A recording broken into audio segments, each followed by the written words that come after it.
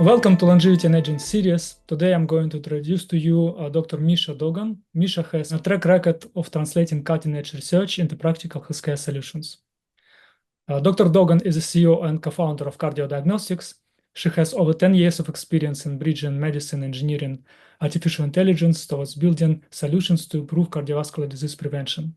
With Meesha today, we are going to discuss cardiovascular prevention, how epigenetics can be used to improve it, and how the new tools developed by Cardio Diagnostics are related to longevity. So Meesha, over to you. Please tell us more about your company, what problem your company solves, and why epigenetics is important in predicting disease risks. Well, first and foremost, thank you so much for having me. And I'm thrilled to be here. It's lovely to meet you and to be part of your platform. So as you shared, I am one of the founders and the CEO of Cardio Diagnostics. I'm actually one of the inventors of the technology behind the company as well. So at Cardio Diagnostics, we're a precision cardiovascular medicine company. What that means is we bring together four key areas, which I would say are data, technology, insights, and value. So we use data, high quality, robust data, pretty large data in the form of molecular data, clinical data. You touched about epigenetics. That's one element of what we do. We've built a one-of-a-kind technology for heart disease, specifically our AI-driven integrated genetic epigenetic engine. So our technology is actually at the intersection of those three things: epigenetics, genetics, and artificial intelligence. And we see ourselves as providing insights to various healthcare stakeholders, both clinically and non-clinically. So if you're thinking clinically, the more traditional provider, patient side of things. If you're thinking non-clinical, groups like payers or even employers who are thinking about innovative benefits for their employees. And then, of course, ultimately, our goal is to drive value, whether it's business value, whether it's clinical and health outcomes in different ways focused on cardiovascular disease. So really, the reason we founded the company is if we think about heart disease in general, it has been the leading killer for over 100 years at this point. We've made some incremental improvements in going from relying on things like just risk factors, like whether it's cholesterol or diabetes, which we know are necessary, but they're really not sufficient. And then we started getting into more advanced technologies, and where we found ourselves is the use of epigenetics and artificial intelligence. And the reason we were able to get in the forefront of that is because I've spent at this point over 16 years in epigenetics and over 14 years in artificial intelligence. So really one of the pioneers in the early on use of it, which gave us that added advantage to look at epigenetics from the context of the disease and how can we go to the molecular level of heart disease to understand the underpinnings of the development of the disease, but also use that as a way to inform personalized treatment, understand the effectiveness of treatment, and ongoing patient monitoring. Mm-hmm. And can you tell us more about the products? So as I understand, you have two main products, Precision CHD and Epi plus Gen CHD, right? Yeah, absolutely. So we have two products, as you shared. Both of them are clinical blood tests. So we are a clinical company. Both of our blood tests are prescribed by providers. Happy to talk about how we're also thinking of healthcare delivery, because it's one thing to develop innovative products. It's another thing to make sure you're getting it to as many people as possible. So scalability and accessibility side of things. But it uses the same underlying technology I talked about, which is genetics, epigenetics, and artificial intelligence. Now, with Epi plus Gen CHD, it looks specifically at the likelihood a patient or an individual is going to have a heart attack or die from a coronary heart disease event in the next 3 years. So it's looking at event. And the product was developed exactly doing that. At baseline, none of these people had had an event. Within 3 years, they had developed an event.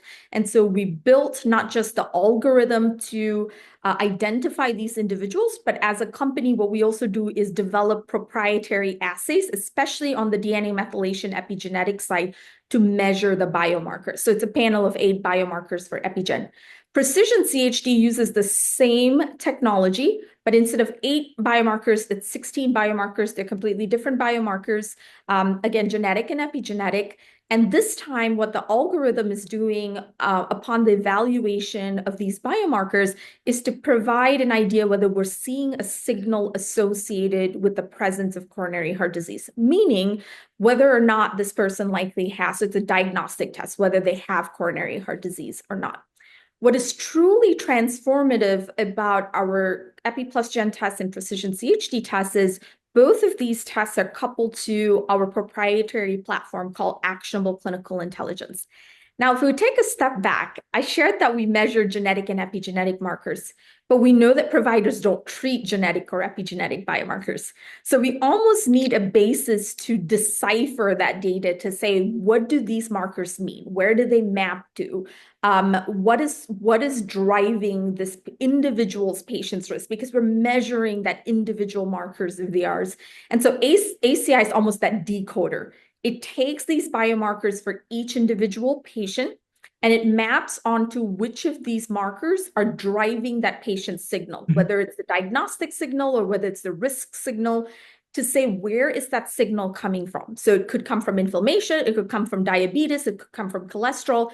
But the main idea there is, are we thinking in the right direction? Are we thinking about personalizing the care for this patient? And also, let's be real, in clinical care, it's always important for us to not just have hypotheses, but also test our assumptions. We may think this person has elevated cholesterol, so as long as we treat cholesterol, we're treating heart disease. But is that really true, right? We know that, as a complex disease, heart disease is more than just one risk factor. So this ACI platform provides more insights into the personalized treatment. And the other thing I would add is, we've seen epigenetic markers change in as little as 90 days with intervention. And so ACI provides a way to longitudinally understand the changes in these biomarkers and maybe what interventions are working and maybe what's not working as well as we thought it should. Mm-hmm. It's very interesting. So basically, you're saying that it's possible to understand what is the drivers of particular disease, right? In case coronary heart disease. Yeah, So and I think it'll make intuitive sense to you because epigenetics is a reflection of our lifestyle and environment, which heart disease is only about 20% genetics. The rest of it is non-genetic in nature, which largely comes from our lifestyle and environment. And because epigenetics captures that and it's dynamic, we're able to map especially the epigenetic markers to factors that providers can think about treating and patients can think about changing in a way that could then potentially meaningfully change their risk and the management of coronary heart disease. But what kind of actionable parameters you can see, for example, for coronary heart disease? Yeah, that's a great question. The ones that we specifically, I'll use our Precision CHD test as an example. So that test has a total of 16 biomarkers, 6 of it is epigenetic markers. The markers map to inflammation, diabetes, cholesterol, and specific pathways. And that, again, is critical because these are the parameters clinicians are thinking about when it comes to treating these patients and for them to continue to monitor these patients as well. Mm-hmm. But compared to the conventional tools like parameter score or pooled equations scores, how does your tool perform? And can you tell a little bit about that? And is it easier to explain the score compared to the tools? So when we're thinking about the Framingham risk score and the ASCVD pool cohort equation, it's closer to our EpiPlusGen CHD test because EpiPlusGen falls in the realm of more primary prevention risk assessment, which is where the Framingham risk score and ASCVD pool cohort equation risk calculators fall under. And one of the things we did was when we did the study, we did an initial study. The product was developed in the Framingham Heart Study cohort. It was validated in partnership with Intermountain Healthcare, again, peer-reviewed, published. And in that peer-reviewed, published manuscript, one of the things we outline is, does our test, the EpiPlusGen CHD test, have more information content or better information content in which we're identifying people better of the likelihood of having an event. And so that is sensitivity. And when we looked at sensitivity of the Framingham risk score and ASCVD pool cohort equation versus our Epi plus Gen CHD test, we found that Epi plus Gen CHD was about 2.4 times more sensitive for women and about 1.7 times more sensitive for men when it comes to the ability to predict compared to the average between Framingham and ASCVD. Now, if we think about why that is the case, and just from an intuitive nature, all of us involved in science, it would probably make sense that when we're looking at heart disease, we're really looking at three layers. We see the molecular layer, the intermediate proxy factors, the ones that Framingham risk score and ASCVD pool cohort equation measures, and then there's heart disease. What we're doing with the Framingham risk score and ASCVD pool cohort equation, we're making an a priori decision that these handful of markers are sufficient. As I shared, those markers are necessary. It's necessary to know cholesterol. It's necessary to treat cholesterol. It's necessary to know hemoglobin A1C. It's necessary to treat hemoglobin A1C.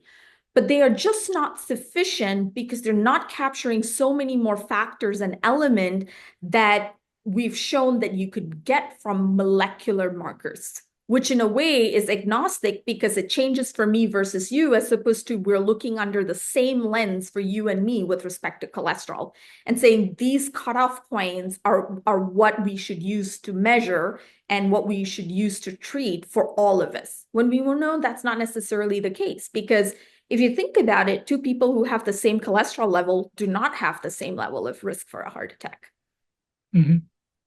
Okay, and basically, okay, so you share that your tool performs actually better in terms of sensitivity, but in terms of specificity, slightly less. So how's it? I understand that it's quite difficult to find, the right balance between sensitivity and specificity. But obviously, the lower specificity brings some problems with, more money spent on studying patients who got the positive test, right? So what is the right balance and how do you address this? That's a wonderful question. So basically, to your point, sensitivity, anyone who's done any level of machine learning knows that when you're tuning a model, you have some give and take between sensitivity and specificity. When you're trying to optimize for one, you're giving a little with respect to the other. Now, let's talk about, I'd like to turn your question on its head. And what I mean by that is, if I failed to identify someone who was going to have an event, meaning I had a false negative, the cost of a false negative is someone's going to go on to have a heart attack. And we know that for people who have coronary heart disease, sometimes the first symptom that they have coronary heart disease is a heart attack, and a lot of times a fatal heart attack, meaning you're not just having a heart attack, you could die from it, and downstream quality of life. And again, we're talking about longevity, your health span versus your lifespan, right? Like those things are impacted. And that's one of the arguments to maximize sensitivity, because no one wants to have a heart attack. But to your point, when you have a lower specificity, you could potentially have false positives. These are people who are not at elevated risk, but we're flagging them as being at more elevated risk, and they're going on to get a secondary test. Now, the question there is, what is that secondary test? How much is that secondary test? And how invasive is that secondary test, right? And a secondary test could be as easy as a coronary calcium scan, which is really not that high of a burden. It's, for all intensive purposes, I think for some people, it costs them about $60 or so to do it. And we actually took that exercise and did an economic model to understand, given our sensitivity and specificity, knowing that we were aiming more towards sensitivity and again, balancing that out with specificity. There is actually data showing $42,000 or so in savings per quality adjusted life year and improve survival. So I think the question you asked is very valid. But then the burden then falls to be able to go through and do the calculation to say, given these parameters, compared to what is being done, is there still a cost savings because you're spending more treating someone who has a heart attack for the rest of their life versus you're paying that extra, call it about $60 or so for a coronary calcium scan, right? And that's the exercise we undertook. Yeah, thank you. Great answer. I also would like to ask you about the like performance of the algorithm on different risk groups. Is it the same? Is it slightly different? Can you tell anything about calibration? Yeah. Calibration, as you're probably really well aware, comes from data in the sense that it comes from representative data. And when we talk about representative data, what we're talking about is first and foremost is the definition of what we're doing. So if we're saying with Epigen Ph.D., it's identifying those at risk of having a heart attack, is that data truly representative of people who went on to have a heart attack, right? So that's one aspect. The other aspect is it the right population? And the right population could be, is the data set 80% 20-year-olds? No 20-year-olds really are having heart attacks, right? It's not as representative. Also, are we looking at sex, like male versus female? And the other aspect is we know that as a company that does include genetics in part, even though genetics is, the smaller portion of what drives heart disease, or at least coronary heart disease, there are genetic heart conditions. Are we including genetic markers that are not rare variants, right? Are they representative genetic markers that you see across different ethnicities? And we checked all of those boxes when we were doing that. And more importantly, we checked those boxes across a study design that calibrated, to your point, the test in a test cohort, which is the Framingham Heart Study cohort. Part of it was testing and finalizing the model. Part of it that was not used in model development was used as a test data. But again, we know it's not truly independent because it's a proportion of the same cohort. But we went on to then try to understand the generalizability. So a complete external validation, completely independent cohort within Intermountain Healthcare. And we did the same exercise for our precision CHD tests, but instead of just looking at Framingham Heart Study and Intermountain, we went on to do an additional independent validation in a whole other cohort as well, called the University of Iowa Hospitals and Clinics cohort. So in a way, we have put together the separation of church and state between development and validation, and also thinking through the elements that go into that calibration in the form of data and also in the way we handle that data. Well, you mentioned that, and as I understood from papers, most of the data were for people with European ancestry, right? What will be your strategy to check or develop to better for more diverse population? Here in the UK, for example, we have quite diverse population, not only white and black people, but also many Asians. Yeah, what would be your approach in this case? Yeah. We had a couple of, not a large percentage, but a handful of people that were not European or African American in our studies. Just a handful of people. In those handful of people, we didn't see a difference in the performance. And again, it would make intuitive sense because the genetic markers specifically that are being used as part of our tests are representative. And again, it has been shown in like tens of thousands, hundreds of thousands of people of all different ethnic backgrounds, right? has been shown to be representative. So that in itself is one of the main reasons we weren't expecting to see a difference. And again, we did not in the people that we did. But to your point, what we continue to intend to do, we're a company that is very data driven. If you remember, one of the first of the four things I shared was data. And it's absolutely critical for companies like us to continue to do studies, clinical studies, research studies that are continuing to validate what we're putting out there in multiple different areas, including, to your point, in more ethnically diverse cohorts. So it's something that we always have ongoing. And, we're very fortunate to be able to work with a lot of renowned providers and organizations. And we continue to do that. And we will continue to do that because it is the right thing to do. And it only makes our products better over time. Mm-hmm. Cool.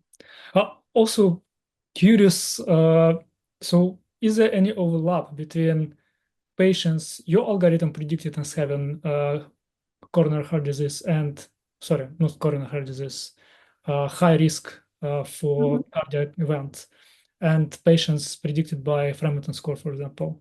Because I guess many people would be interested to understand, are these people the same or not? No, that's a great question. So the Framingham risk score, and I believe the ASCVD pool cohort equation as well, don't quote me on that.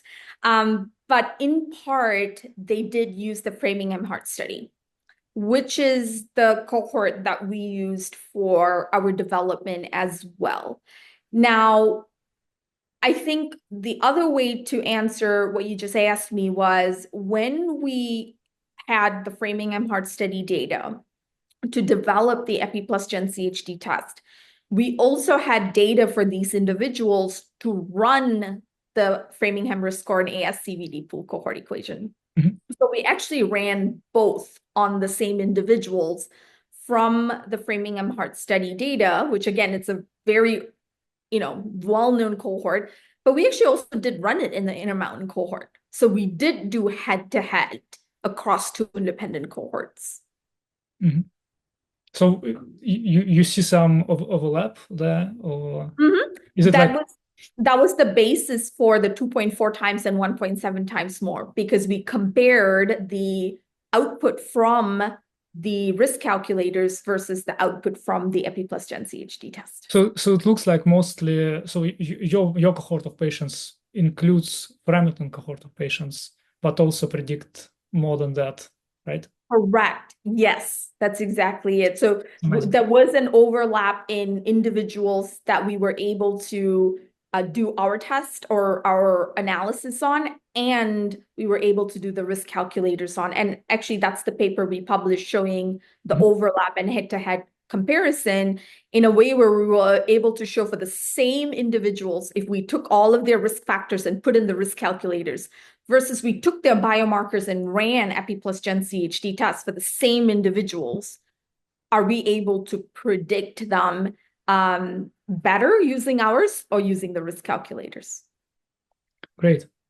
And obviously, let's just move more like implementation side. How does this product make prevention more accessible and personalized? That I think is an innovation that came to us of its time. And the reason I say that is we were actually getting ready to launch EpiGen during the pandemic. Of course, that was not our plan, but that's kind of how the timing came about. So initially, when we were thinking about launching EpiGen, we were thinking about it a more straightforward blood test, right? Where the providers would have the ability to use the phlebotomist, their nurse themselves, someone to draw a tube of blood and send it in. But what we realized during the time of COVID is we're never going to practice medicine exactly the same way we did, or even very close to the way we did from a healthcare delivery standpoint, post-COVID, as we did pre-COVID. And what I mean by that is if what we've seen trend-wise from post-COVID is we've seen a lot of medicine happening outside of the four walls of a clinic or a hospital. And so for us, we realized that we needed to get with the times. We needed to get ahead of this and make sure our product is like a novel technology, but it has to meet the healthcare delivery where it's going. And in that sense, telemedicine was another a tool or solution that we were starting to use more and more. So we actually built our test delivery to be as modular as possible. So there's really two things that happens before we see a patient sample. There is the prescription that has to happen by a provider, and then there's a sample collection that has to happen. On the prescription side, to make it modular and have multiple options, we coupled our tests to telemedicine, so a remote option for prescription. We work with provider organizations where they order it when a patient comes into their office. And so that gives the flexibility of the mode to order the test, and patients can complete their health history questionnaires in person. They can complete it online, maybe at night when they're sitting after work in their pajamas and filling out their information. And then the second element is getting their blood drawn. Now, on the provider side, a lot of our providers today do opt for tubes to keep in their office. So sample collection kits to keep in their office for them to draw the blood when their patients come in, which is great, right? Your patient come in, a test is necessary, you order, you draw the blood, you're done. To make a remote option available, we also have an at-home sample collection kit. So it uses the same Becton Dickinson tube, but instead of a vacutainer, it uses a microtainer that someone can collect at home. We also can send phlebotomists to someone's house. And we actually do work with employers as well for the test for their employees. And in that sense, we also do set up mobile health clinics. So a lot of times employers are thinking about utilization, right? More of their employees to utilize how can a technology meet their employees where they are. And we set up shop at their HQ because, again, we're not taking like a big machine. We're not radiating anyone. We're literally showing up, setting up a bunch of phlebotomists, continuously drawing blood as the test is ordered for these individuals.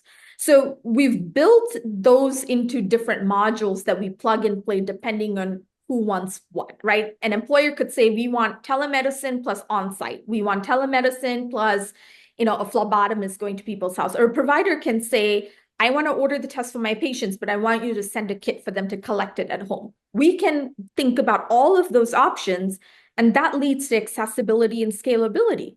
Because even if you think about rural America, which a new study came out not too long ago in the Journal of American College of Cardiology that said about 46% of counties in the US don't have a cardiologist. What do? You cannot not prevent heart disease. It's 80% preventable, right? If you're not preventing it, then there's something wrong with the infrastructure and the delivery of care.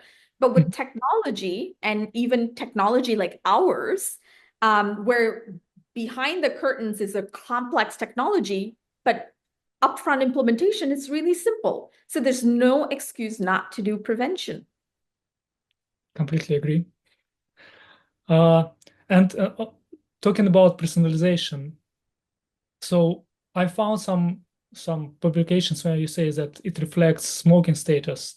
Can you tell us about any other modifiable factors or something which your test could reflect?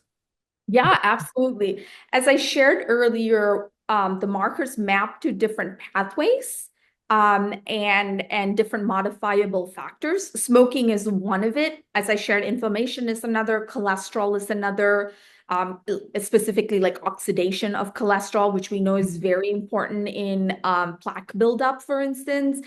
Diabetes as well. We have markers that looks at like HDL particle size, atherosclerosis. So it certainly maps to multiple of these factors.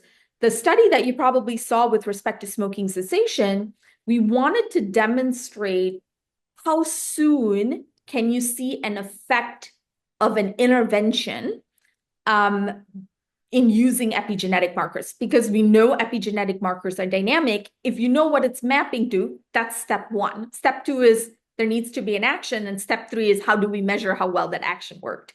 So in this case, we had markers mapping to smoking. The action was smoking cessation. The third thing now is to measure how quickly do we see an effect of that intervention in individuals. And that's what we showed, that you can see a significant change. I mean, you do see a change in like 30 and 60 days, but a significant enough change in about 90 days. And related question to this, what is the biggest change you saw so far in your patients in terms of improvement? That's a great question. And I say that's a great question because different providers practice medicine differently. I don't think that's a surprise to anyone. And the reason I preface with that is because I may think that I need to give my patients 1 year before I retest them. Some providers might say, no, I could, if I see a change in as little as 90 days, I want to see you in 90 days. And mostly you can think of that in like concierge practices or practices where you're incentivized to spend more time with your patients. I mean, unfortunate aspects of healthcare. Some providers might say, no, guidelines usually say you retest someone in 2 to 3 years when it comes to like prevention. So we're still on, we have some of the data, like I shared, the 90 days is kind of where we've seen, again, we saw changes in 30 days, we saw changes in 90 days. The most pronounced change we saw in 30 days, 60 days, and then the more pronounced change in 90 days. And I'm excited for us to continue to have that data, especially from real world, because we know that in real world, behavioral change is really hard, right? Making these changes, whether it's quitting smoking, losing weight, better diet, reducing stress to reduce inflammation. These things are personalized for the individual, but the individual and in context with the tools they have and their provider need to make those into actions in a way where there is behavioral change to see an effect. So again, I'm excited for us to see that over time and over various interventions. But again, for right now, 90 days is kind of the largest change we've seen. Great, thank you. Just also curious about the adoption of your tools. First question is, why do you think doctors stick to the current conventional tools like parameter score if they perform not that well? And second question is, if your tool would be a black box, like, well, I know that your SNPs and methylation sites are linked to particular pathways, cardiovascular pathways, but if it would be black box, do you think it would be an obstacle for adoption? The answer to the first part of the question is similar to what I shared about the patients. Behavioral change is hard. And for clinicians, it's really not that different. Although I'll share something. When we went to the American College of Cardiology, which is one of the flagship meetings we go to last year in 2023, I would say the better part of 8 clinicians who came by our booth didn't know what epigenetics was. So first and foremost, the education aspect has to be there, which is something we do a lot. We do a lot of lunch and learns. We do educational sessions. We do ongoing training for providers who even like adopt our test just because they have new providers coming in. They want to refresh. They want to know exactly how a report would be interpreted. And that comes over time, and we understand that. But the good news, though, is that is changing this year in 2024 when we went to American College of Cardiology. I would say it was closer to about 4 clinicians out of 10 who didn't quite know what epigenetics is. And so we're seeing a shift. And I think AI has a part to play because maybe they don't listen to epigenetics before they want to listen to AI, and then in part they're incorporating epigenetics, right? For us, it's getting in the door, having the conversation with each provider in a way that makes sense for them, educating them. And I mean, despite that, late last year, you asked about adoption. Late last year, we actually got a breakthrough. It's called Breakthrough Innovation Contract, something along those lines from Vizient, which is the largest group purchasing organization in the country. And the reason for that is they didn't have another test like ours on contract. And so they had to create a new path to be able to go down and award us a contract, which is nice. When you're the first to do something, it's great, right? But then you have other hurdles like education to work through. And then your next question about black box, if trying to get providers excited about things they can actually read and learn and point to, which are, again, to your point, not black box, is already a challenge. I don't even want to think what it would take. And I just don't think any technology, when you are especially talking about clinical care, should be a black box, right? Because there is no way for you to use feedback or insights if you don't know what could cause something to change or what could be affecting what you have in your black box. I don't think it does anyone a service, whether it's a provider, it's a patient, the company who's developing these technologies. Yeah, no. I hope no one does that. And I even think that would be much harder to get implemented and adopted. Yeah, thank you. And the last question about this area is, what do you think about health inequality and your tools? Is it possible to address health inequalities somehow? Yeah, that's a great question. One of the key aspects about health inequality is accessibility. And I'm not saying accessibility alone is going to solve health inequality.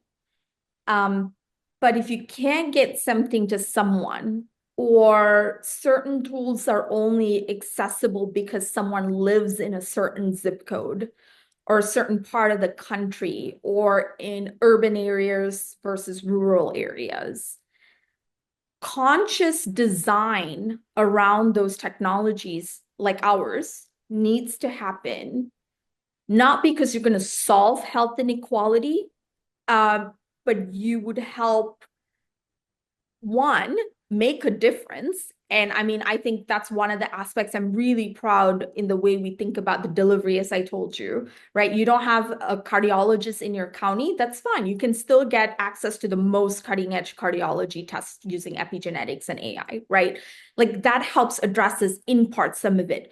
But I think the other aspect that is important is when companies like ours take those steps to say, we are going to do things differently because in part it's going to help address health inequalities, others who are watching are going to want to do the same. And those who are paying and those who are evaluating technologies would start using that as a parameter to make those decisions, right? So in a way, there are direct and indirect effects in addressing health inequality. And for us, one of the biggest way we're looking to do that is, first and foremost, being targeted with our tools that are better, but also getting it in the hands of as many people as possible. Great, Misha. Thank you for answering about inequality. The next questions I would like to ask about relation to longevity area and methylation clocks.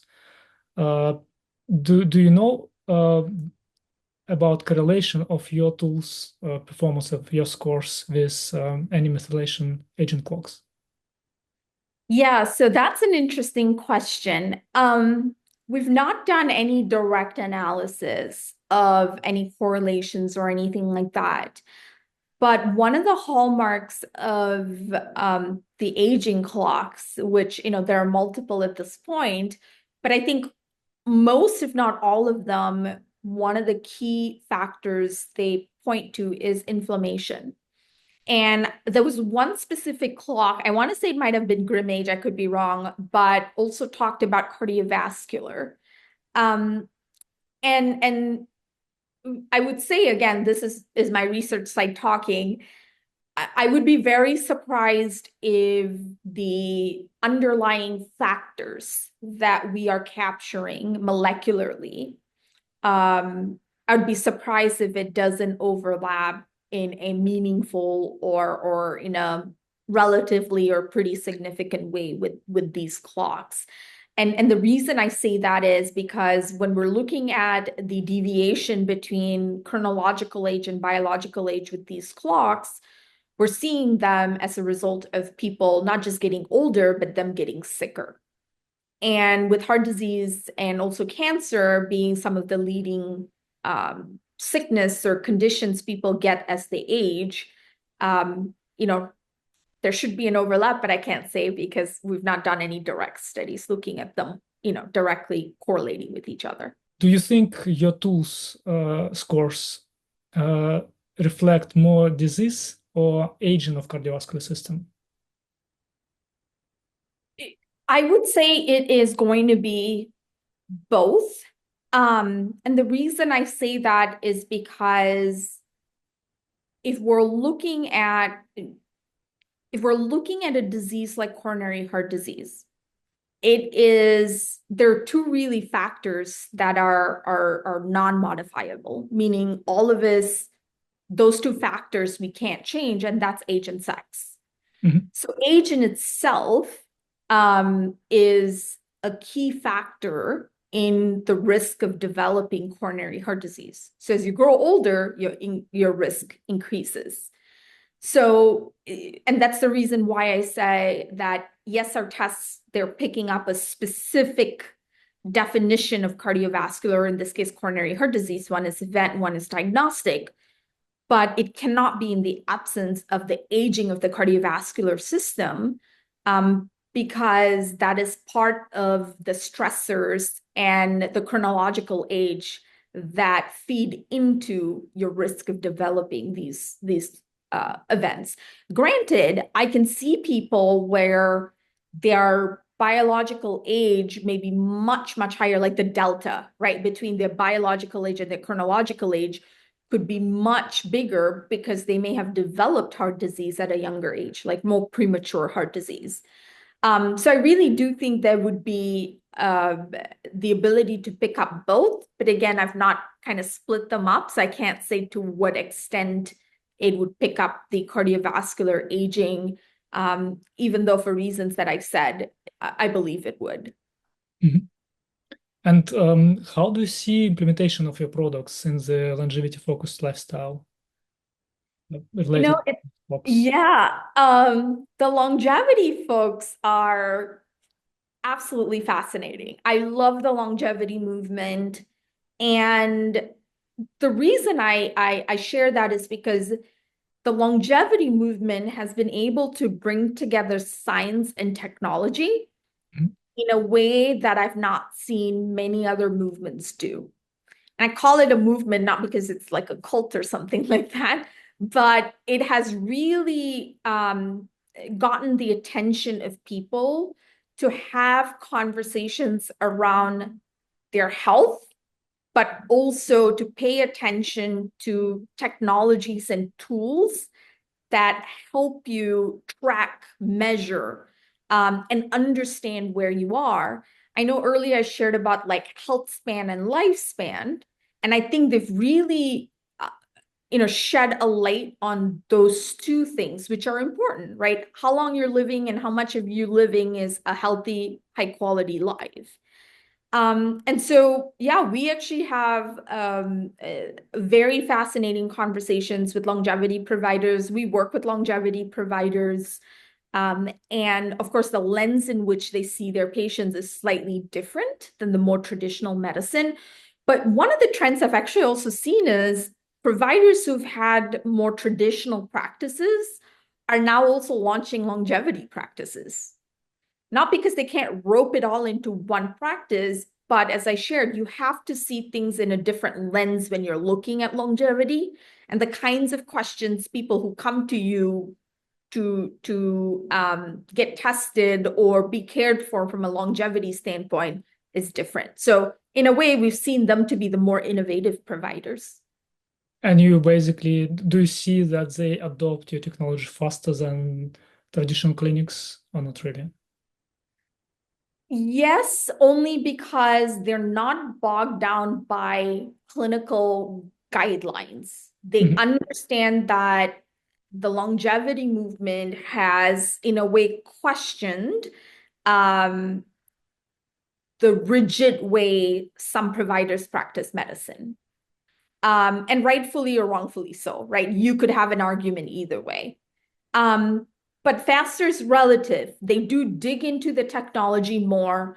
I've noticed that they dig into a lot of primary literature more.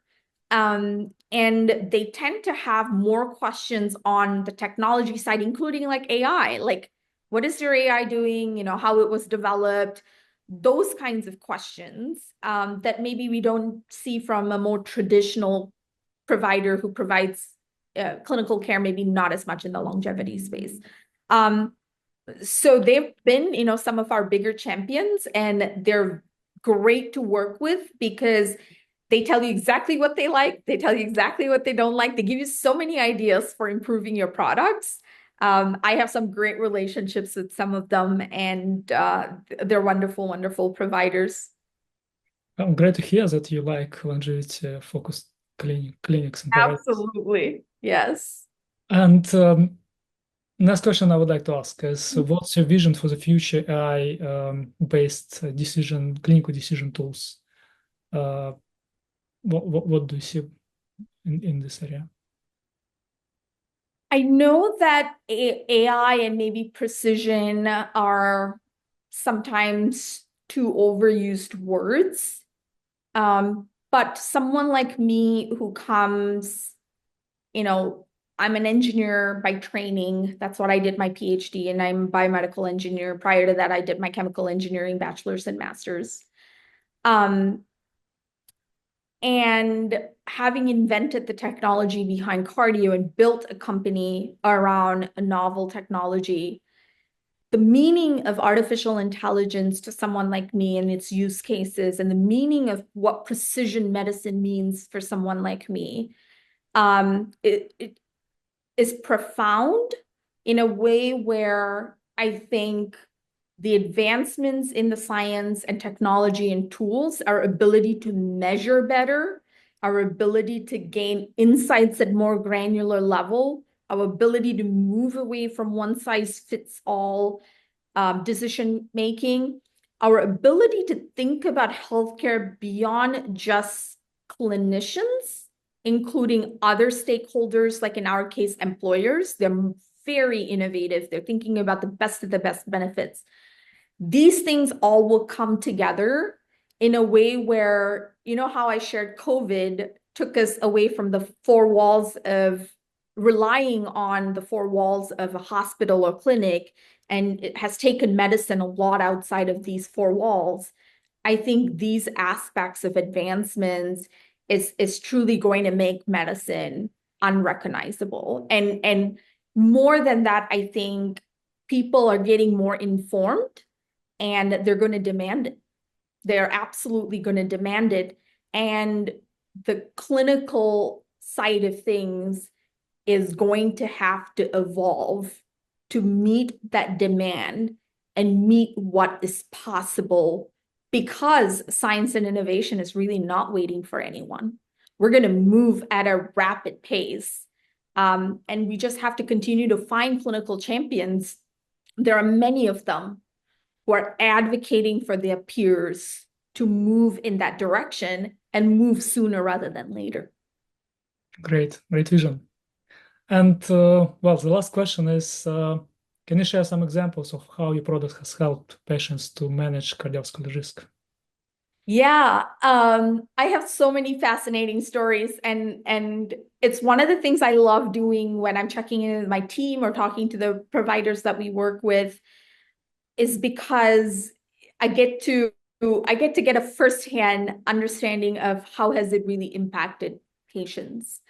One example that I always love sharing is this person who the provider had used our precision CHD test to want to understand how well her management of coronary heart disease is going, mainly looking at her epigenetic markers, in understanding, do I have to see you as often as I'm seeing you? I think she was seeing her provider like once a month, just because, she was someone that they were keeping a track of very, very closely. And based on what they were able to see with her molecular markers and how well they have been, not changing, but how well they have been responding to interventions, they were able to change her cadence of seeing the provider, and they had an understanding that we're on the right track, because my understanding was they tried a bunch of different things to make sure that they got the right formula to help her continue to manage. And I find that to be, again, we talk about things like utilization, right? Like, how can we think about not just the right kinds of tests and treatments and management for patients, but also maybe what's the right cadence to be seeing our patients based on some of these changes that we see. So that will always be one of my favorite examples. Thank you. Thank you very much. It was very interesting to talk to you, Misha. And all the best to your company, and hope to see your products available in the UK too. Wonderful. Thank you so much for having me. This is such a fascinating conversation. Thank you. Wonderful. Take care. Bye-bye. Bye.